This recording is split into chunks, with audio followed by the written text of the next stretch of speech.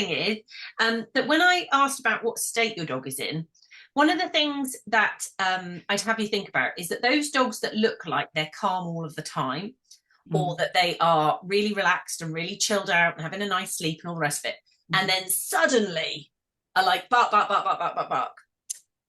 What I would just argue is if they were human beings, I'm sure we all know of a human being who is a little bit anxious.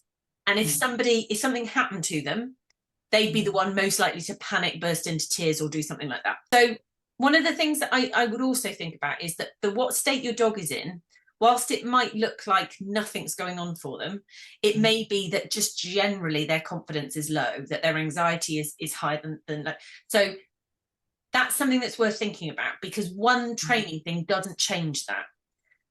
Confidence building, like body awareness, physically being comfortable in your body, other bits and pieces, that can be useful, because that's what you're doing, is you're building up confidence across the board. Does that make sense to everybody? Because it's worth thinking about what happens, what reinforcement can be taken from that situation. So if your dog barks at someone, what happens? Let's get you out of it. So the reinforcement is the thing goes away. That's worth thinking about, okay? The second thing is, in terms of whatever it is that you're dealing with, and you guys are already pretty good at this, but management. So how do we prevent the rehearsal of whatever it is?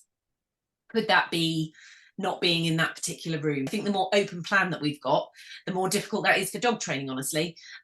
And then training, obviously, because we do get to training at some point. What's the alternative? What's the alternative skill that we could potentially use?